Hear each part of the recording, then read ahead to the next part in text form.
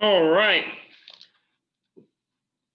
Let's talk about chapter 12.6, surface area.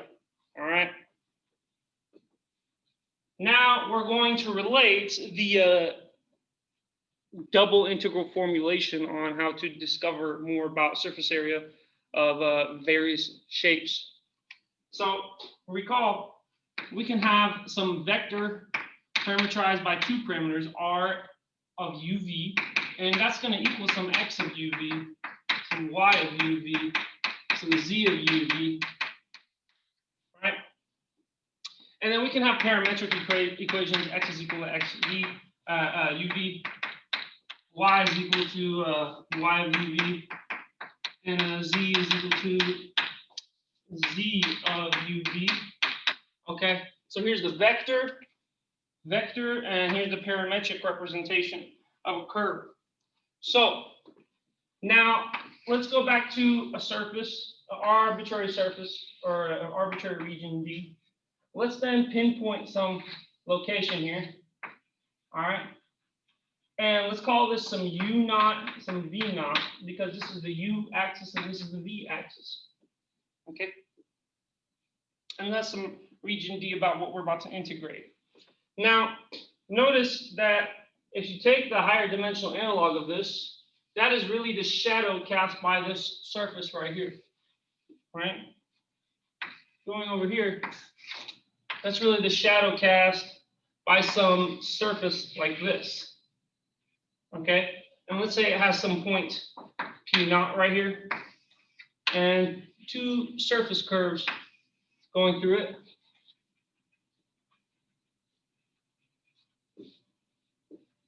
All right, so P naught clearly will correlate to U naught V naught and R of U naught V naught. U naught V naught and R of U naught V naught. Clearly, you know, it's like it's magnitude because we don't want to. Okay.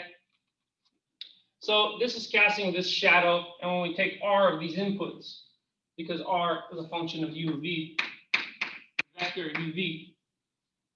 Okay, so then we get this point.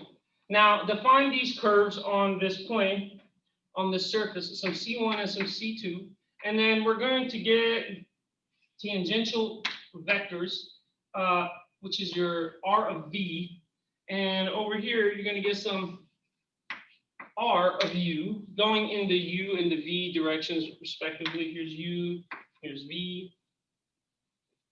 You could even call this the R of the UV direction, or maybe a Z, if you will. All right. What are we getting at here? Well, we're getting at the point that R of U, for instance, is partial X, partial U, partial Y, partial U, partial Z, partial U. Why? Because they're all defined, and X, Y, and Z are all functions of U and V respectively, so their partial U's exist. And some R of V is then defined as partial X, partial V, partial Y, partial V, partial Z, partial V, right? Let's see what we can do with this formulation here. All right. You will notice that given our surface here, let's talk about this little piece right here.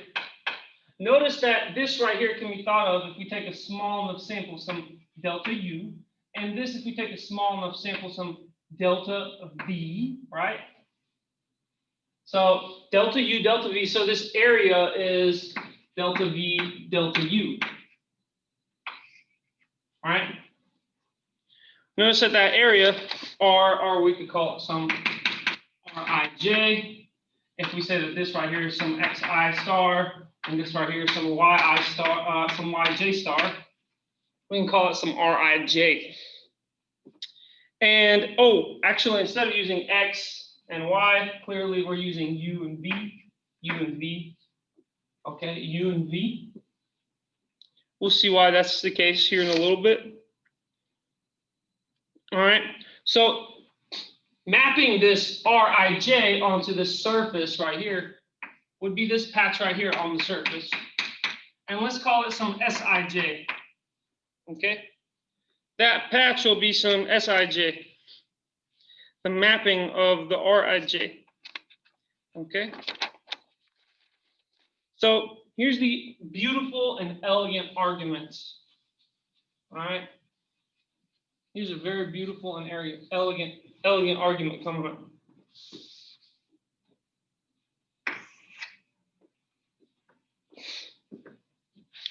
Okay. So if you had a perfect parallelogram, like so, that would be defined by delta u, the vector, and delta v vector, right? Why is that the case? Well, take a look. One small chunk of this would be some delta v over here, and one small chunk of this would be some delta u over here, vector, displacement vectors. And so you could create a parallelogram out of that right here. Let's see if we can make one that can be noticeable here. It'd be a parallelogram in there. But the actual region is shaped kind of strange. The actual region, maybe I can do it in yellow, is shaped kind of strange. Maybe it might look like this, and there's an overestimate here, and it looks like that, right? That's our actual region, Sij. That's the actual patch, Sij. The white are delta V, delta U is the perfect parallelogram. And as you can see, here's the following approximation, that Sij is approximately Rij. All right, where Rij is the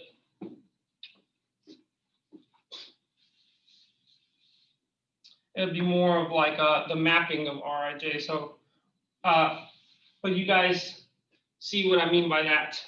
Sij is approximately this parallelogram, which its area would be given by the cross product, right? Because the area of a parallelogram is the magnitude of the cross product of the two vectors emanating out of the common vertex. So here is a cool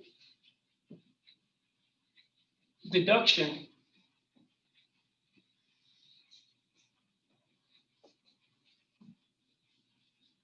Gosh.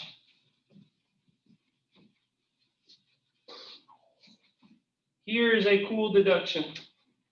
We may deduce that, take a look, that vector Ru, which was equal to partial u of r of uv, that can be approximated as delta v over delta u, just like a derivative, change in y over change in x, change in v over change in u. All right. And this is the approximation, actually. So this means that we can say that delta v vector is approximately delta u Ru. Furthermore, Rv approximately equaling delta u over delta v.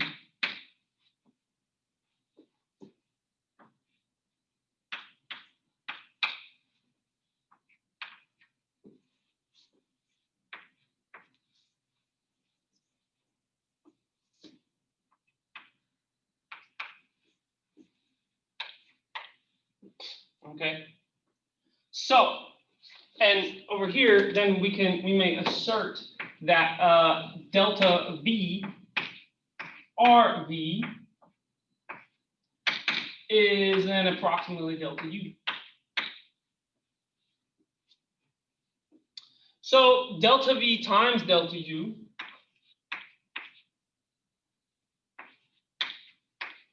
now is going to be represented by these guys. And a matter of fact, what I really care about is what I erased. The area of the parallelogram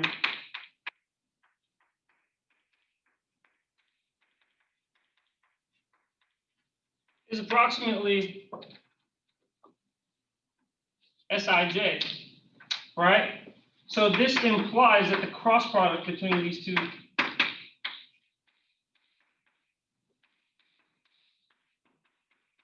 is approximately Sij. And whenever you take smaller and smaller and smaller and smaller delta U, delta V's, it will actually be a very good approximation to it.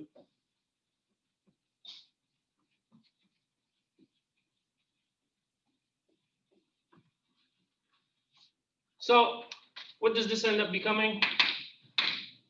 Delta U, oh no, I have two deltas here. Delta U ends up becoming delta V, RV, cross, this one becomes delta U, RU. They're both vectors, right? But, you know, RV and RU can be factored out. So this ends up becoming delta U, delta V, RU cross RV. Okay. Why is that? Well, delta U and delta V are constants. R of U and R of V are vectors. Okay. So, and this is approximately your Sij. So what happens when we get limits involved? Well, the limit as m and n approach infinity of the sum from I equals 1 to m and I equals j equals 1 to n of delta u I, delta v j. And we're going to take this cross product, RUI star cross RUJ star, vector, vector. This is going to be equal to our surface area of an arbitrary surface. So what do you think it equals? Clearly, it's going to equal something in terms of a double integral.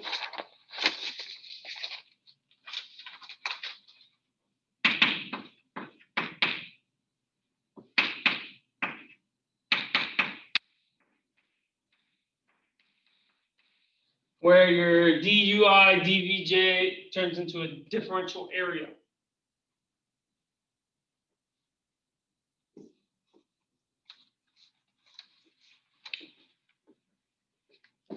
All right. So that means that in general, if your vector function is defined in terms of x, y, and z are defined in terms of two parameters, u and v, that means that the surface area is the double integral across the region D of the absolute value, or if you call the magnitude of the cross product, dA. So let's actually do something. Let's do something with this. Let's find the surface area of a sphere of radius A. And we're astonishingly going to see that calculus finds what the ancient mathematics discovered, but in a much more detailed fashion. So find the surface area of a sphere of radius A is equal to our R. Clearly, that means x squared plus y squared plus z squared is equal to r squared, which is equal to a squared, right? And we already know a parameterization for the coordinates of x, y, and z. It's the coordinate transformations that allow us to go from rectangular coordinates to spherical coordinates, right? So this is going to be our radius A, cosine p sine theta. Our y is going to be some A sine p sine theta. And our z is just going to be equal to some A cosine of p.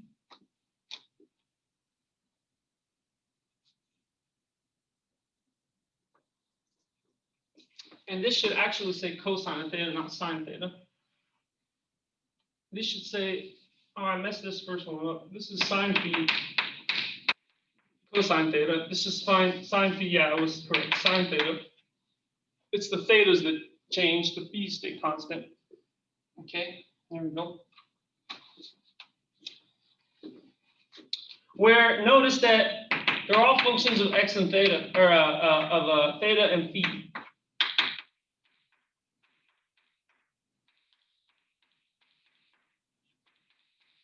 I know what you're thinking. I don't see any thetas in this for z. Well, it's because theta is constant. Okay. It's not variable. It's just constant. Notice that it would be like, for instance, for we can plug in like, a sine of theta over here and just set it equal to pi over 2, theta equal to pi over 2, and then we just get this right here. So it doesn't matter. They're all functions of phi and theta, technically, even though it's the constant. Then the surface area of our sphere, A of S, is going to be equal to the double integral about the region of some r u cross some r v. Okay? But we don't have u and v's anymore. Our parameters are theta and phi. All right?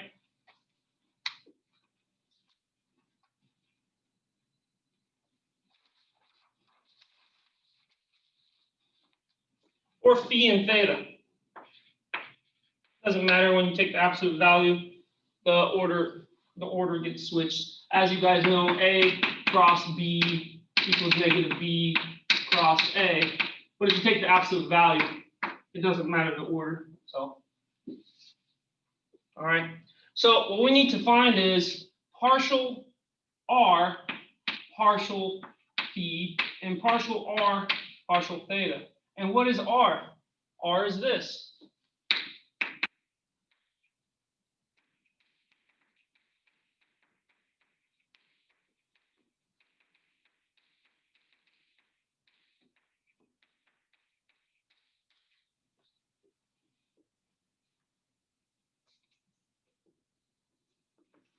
Where this is a function of, this is your x, this is your y, this is your z. So partial phi, what does this equal? Okay, derivative sine is cosine, so this becomes a cosine of phi, cosine of theta. The derivative of sine is negative cosine, so this becomes negative a cosine of phi, sine of theta. And derivative of cosine is negative sine, so this becomes negative a sine of phi. All right, what about here? d theta, or partial theta. Derivative of cosine is negative sine, so this becomes negative a sine phi, sine theta. Partial phi of theta. Derivative sine is cosine, so this becomes a sine of phi, cosine of theta. And then partial phi over here, partial theta, there is no theta, so this becomes 0. All right? So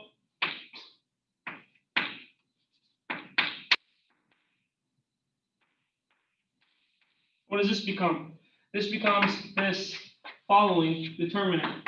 I, j, k, and actually I'll need much more space than that.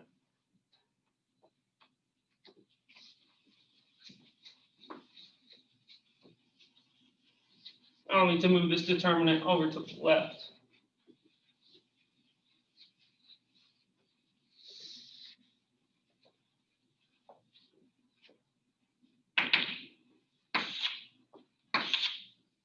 I, j, k. This is a cosine of phi, cosine of theta. This is negative a cosine of phi, sine theta. And this is negative a sine phi. Over here, this becomes negative a sine phi, sine theta.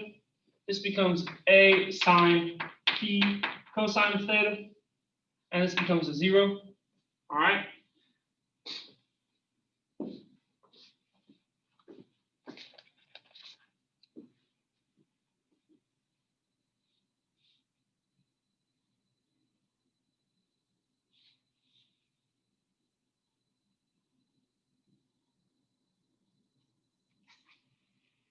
let's see here. There's arc theta, negative a sine theta, sine phi, a cosine theta, sine phi 0. This is correct.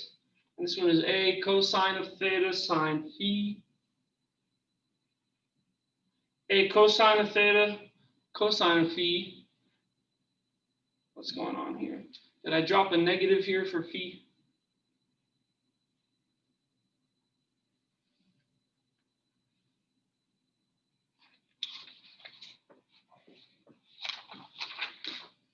That was the original equation.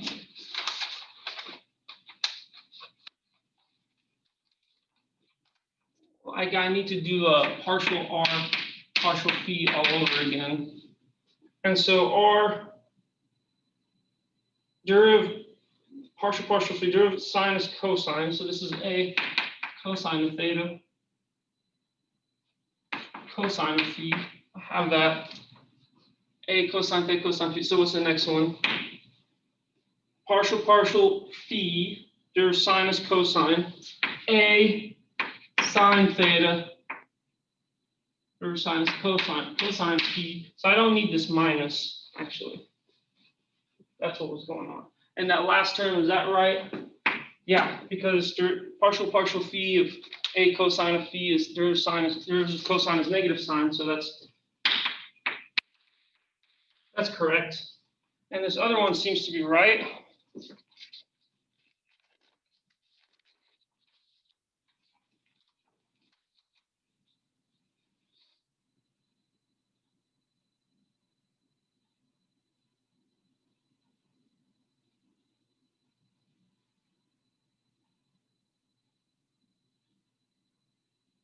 Are we doing r phi, r theta?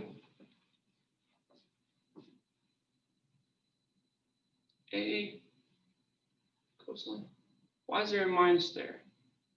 Derivative cosine is negative sine, right? And so that should have a negative on it. Okay.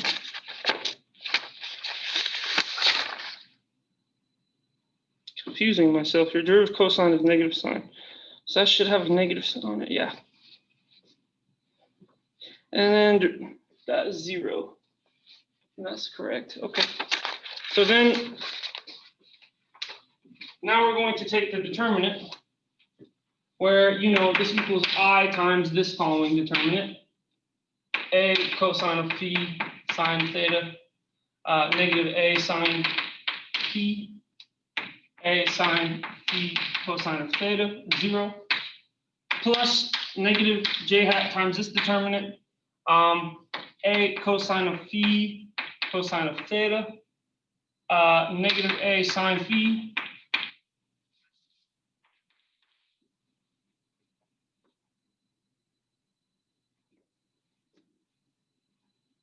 negative a sine phi sine theta, and 0, plus your k hat times the following determinant, a cosine of phi cosine of theta, a cosine of phi sine theta, negative a sine phi sine theta, and a sine phi cosine of theta.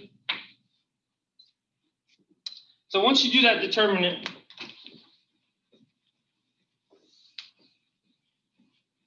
running out of room here.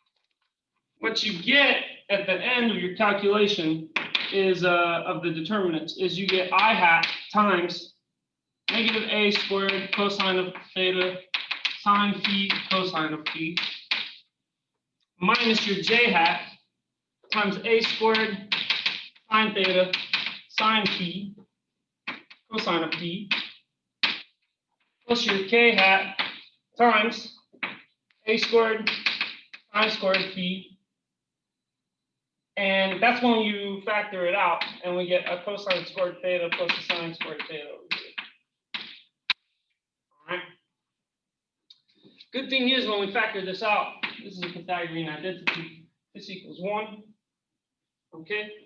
And so then what we get is that r phi plus r theta, both of them are vectors, ends up becoming this negative a squared cosine of theta sine phi cosine of phi, negative a squared sine theta sine phi cosine of phi, and a squared sine squared phi. And so the area is when you take the magnitude of this. And so this is going to be equal to the square root of this squared plus this squared plus that squared. What do you get when you do all those calculations? Well, what you do is you can simplify, and there's two more Pythagorean identities. There's two more cosine squared, sine squareds, and there's actually one of them is actually cosine squared phi, sine squared phi. And once you do that,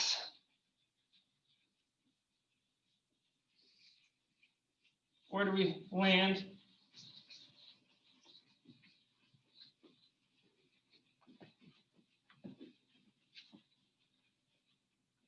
We land over here,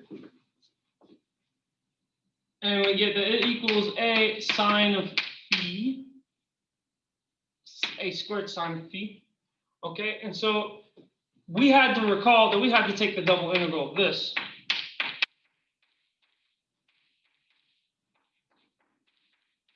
Right? So notice that phi and theta range from 2 pi to 0 and pi to 0, correct? And so our double integral over here ends up becoming integral from, let's say, this d phi first, 0 to pi, integral 0 to 2 pi of our a squared sine squared phi d phi d theta.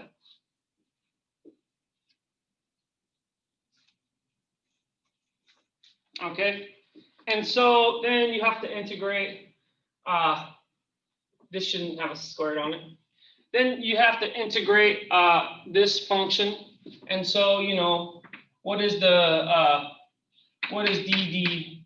phi of cosine of phi? Derivative cosine is negative sine, and so when I take the integral of both sides here, I get that the integral of negative sine phi d phi is equal to the cosine of phi, and so the integral of the positive integral of sine of phi is negative cosine of phi.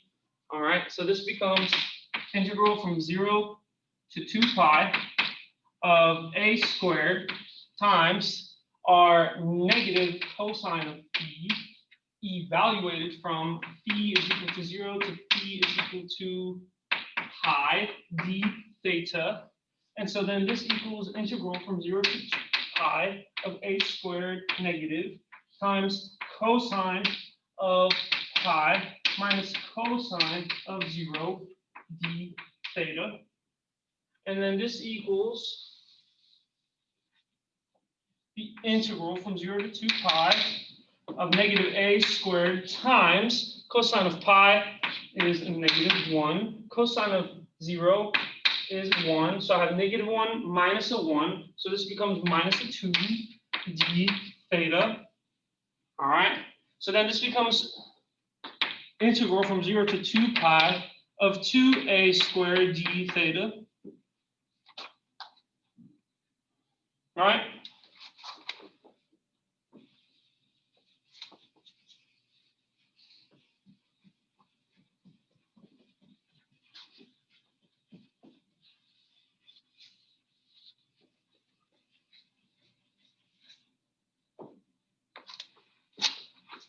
So over here, 2a squared is just a constant to this. So this becomes 2a squared theta from theta equaling 0 and theta equaling 2 pi. So then this becomes 2a squared times 2 pi minus 0, right? So this ends up becoming 4 pi a squared. And recall, surface area of a sphere is equal to 4 pi r squared. Notice that the volume is equal to 4/3 pi r cubed. And it can be thought of as taking the ddr of the volume to get the surface area. The rate of change with respect to the radius of the volume is equal to the surface area. Oh, and yes, this is for when 4 pi r squared is for when r is equal to a. Isn't that cool? That's really cool. That is very awesome. That is so incredible that approximation that we were doing at first with the parallelogram and that odd shape, and how eventually, if you get small enough, that parallelogram actually approximates any kind of weird shape. If you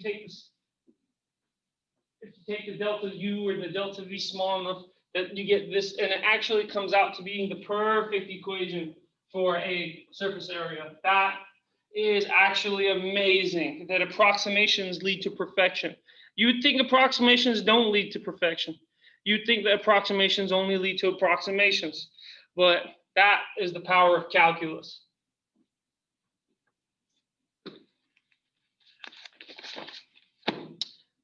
Chances are, even though this thing seems exact, it is also an approximation, and that higher levels of mathematics will be required to be invented in order to see what they really equal. Okay. So now let's take the surface area of an arbitrary function. Not necessarily something as beautiful and easy as a sphere. Let's take something more complicated.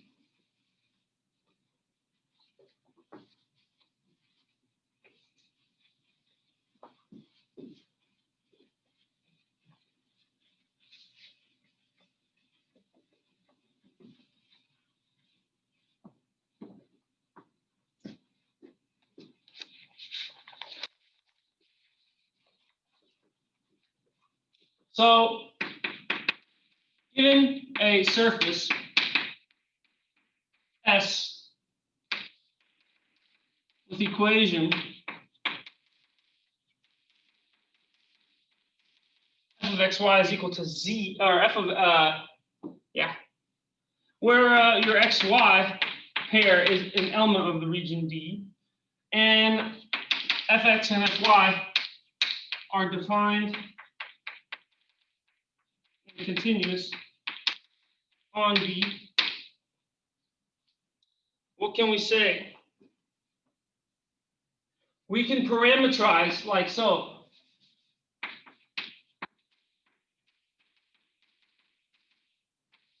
Here's a parameterization.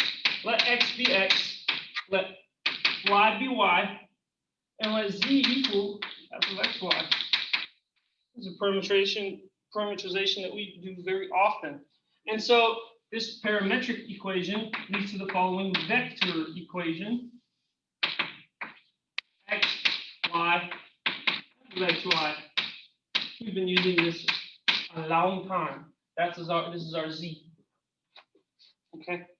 So notice that actually Rx, the partial x of r, ends up becoming 1, 0, and fx. And notice that ry, your partial y of your r, ends up becoming a 0, a 1, and a fy.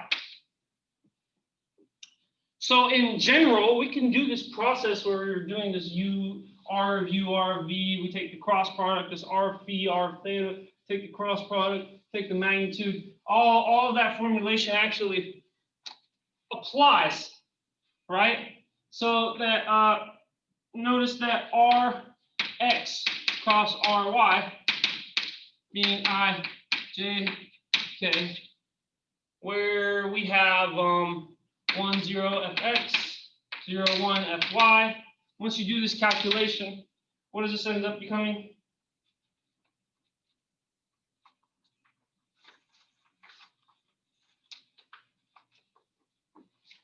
Once you do this calculation, this ends up becoming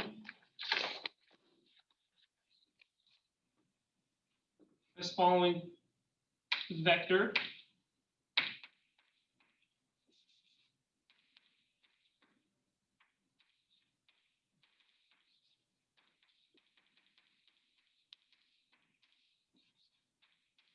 This guy. So the area of the parallelogram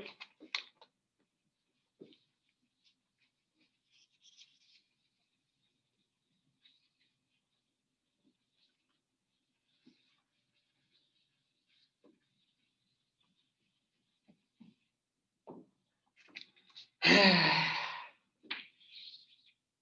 area of a parallelogram ends up becoming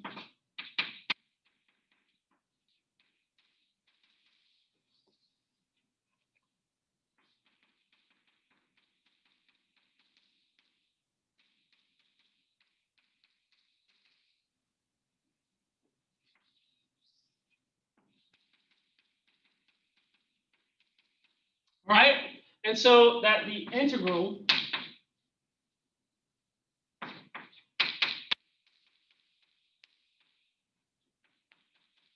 ends up reducing to integral of this df x squared plus df y squared plus 1 dA. What does that look like? Well, it looks hauntingly similar to arc length. Remember the arc length L was an integral that looked like this? dy dx squared plus 1 dx. So if we take a look, that looks hauntingly similar to our arc length formula. In fact, it's the higher order generalization of the arc length formula. The arbitrary surface area of a function is the higher order generalization of arc length of a curve. You might assume that go even a higher order and you get the higher order generalization of the volume of the surface. And you'd be correct. So now let's apply this to finding the general area or surface area. Let's find the surface area of a paraboloid. Not an infinite paraboloid, right? Just like a paraboloid cut off somewhere. Let's cut it off somewhere.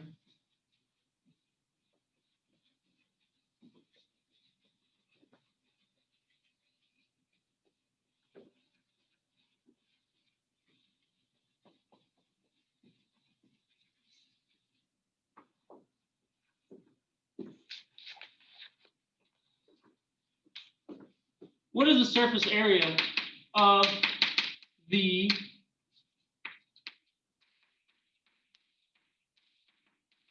paraboloid z to x squared plus y squared that lies under the plane z is equal to 9. So here's the picture.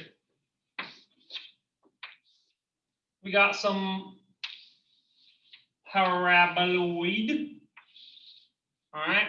And here's the plane.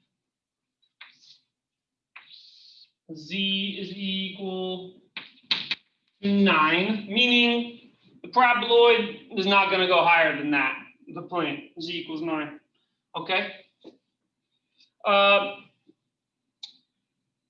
We want to find the area of the paraboloid that lies under the plane Z equals 9. So it goes all the way down to here. And notice that the projection of the paraboloid this parabola, its projection creates a circle on the XY plane, right? And this is going to be our region D, right? So what we're looking for is this.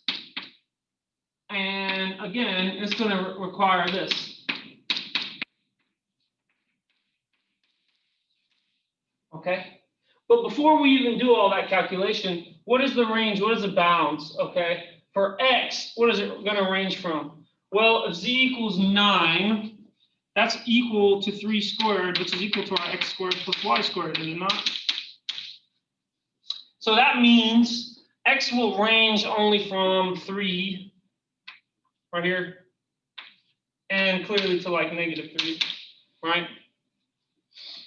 And that means what does Y range from? Y also ranges from 3 to 3, okay? 3 to -3, okay? But we don't have to do it in rectangular and make it a difficult integral. What we really have to do is switch to polar coordinates, and you'll see what I mean here in a second. We've discovered that this formulation is the same thing as the double integral of this df dx squared plus df dy squared plus 1 dA. Namely, double integral across the region D, square root of your dz dx quantity squared plus your dz dy quantity squared plus 1 dA.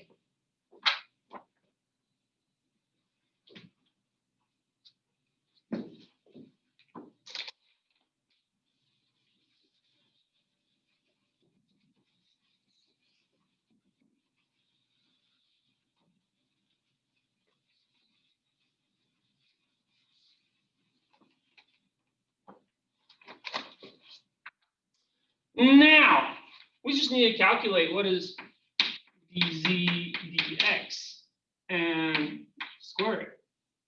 Plug it in there. Well, remember, z is equal to x squared plus y squared. dz dx is just 2x. And so dz dx squared is just 2x squared. And dz dy is just 2y. And so when you square it, it equals 4y squared. So plugging it into that equation here, we get that that's equal to the double integral square root of 2x squared plus 2y squared plus 1 dA. This ends up becoming double integral d of the square root of 4x squared plus 4y squared plus 1 dA. Let's switch to polar. Remember the transformation equations for polar? R cosine theta, r sine theta. It's just an application of trigonometry. And so when we do that to our equation we got here,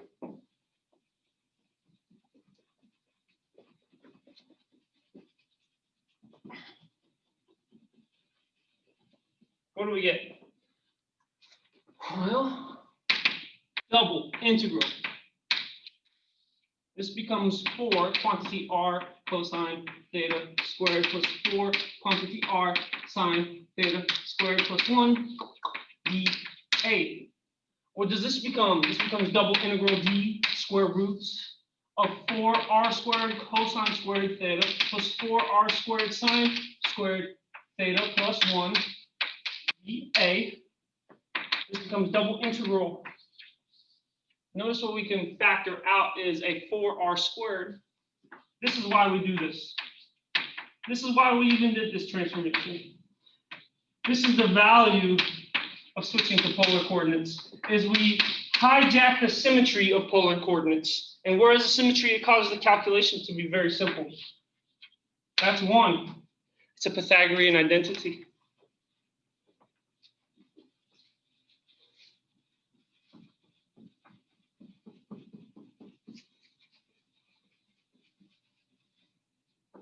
All right, so then this ends up becoming double integral square root of 4r squared plus 1 dA.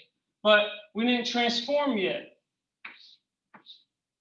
So this becomes r dr d theta, the dA.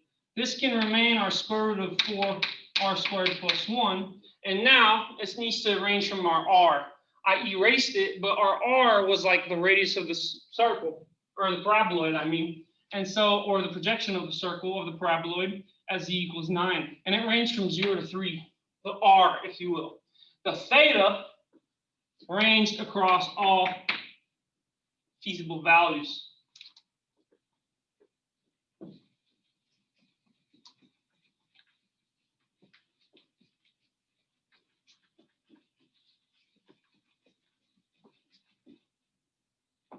So,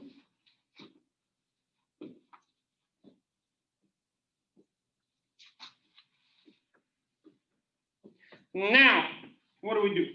We need to integrate this. So we need to use u substitution. So let u equal what's inside the radical. Then du dr of both sides becomes ar. And so this implies that du is equal to ar dr, right? So then this integral over here becomes 0 to 2 pi, 0 to 3, square root of u, r, and then dr is going to be solved for here is equal to du divided by ar, right? When I solve for dr in this equation, I get what dr ends up becoming. So it's du over ar. This is beautiful. Right? Because the r's here will cancel. And now I just have an integral on u. So it's just square root of u du. So this ends up becoming 1 over 8 integral from 0 to 2 pi. And I can go ahead and integral square root of u du because square root of u is u to the 1/2. So it becomes, I add 1 to 1/2, so it becomes u to the 3/2 all over 3 over 2. Evaluated from 0 to 3 d theta. So then this ends up becoming 1 over 8 integral from 0 to 2 pi of 2 over 3 times what are 3 to the half, u to the 3/2. U is really that 4r squared plus 1. So this becomes 4r squared plus 1 to the 3/2. Ranging from r is equal to 0 to r is equal to 3 d theta.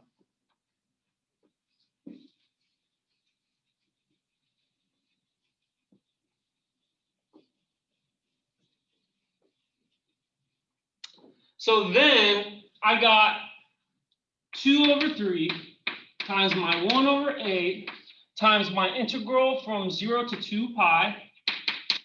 I've already integrated this thing. So now I just need to evaluate. So this is evaluated. So this is 4 times 3 squared plus 1 to the 3/2 minus 4 times 0 squared plus 1 to the 3/2 d theta, right? So whenever you compute that, you get this is 2 over 24, which becomes 1 over 12.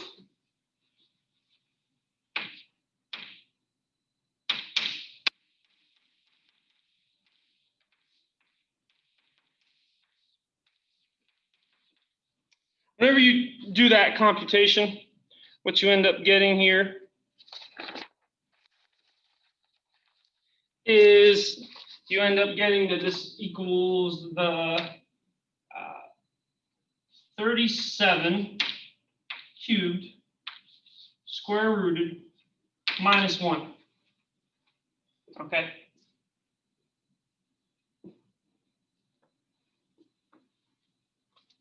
Then we can continue on with the integral for the theta part. That whole thing is a constant, right? So when we integrate with respect to theta, this ends up becoming 2 over 3 times 1 over 8. And this just becomes square root of 37 cubed minus 1 theta, ranging from theta is equal to 0 to 2 pi. What does this end up becoming? This becomes 2 over 3 times 1/8 times, this ends up becoming 2 pi square root of 37 cubed minus 2 pi. And this ends up breaking down to, when you factor out, this becomes pi over 6 times 37 square root of 37 minus 1. Such an interesting answer. That is the surface area of that paraboloid. Very weird. Very strange. Why this is 37 square root of 37 minus 1. Pi's and 6's involved. Very cool and very strange. But yeah, this is how you can generalize to find the surface area of any function in 3 dimensions. Have fun. Let me know if you guys have any questions.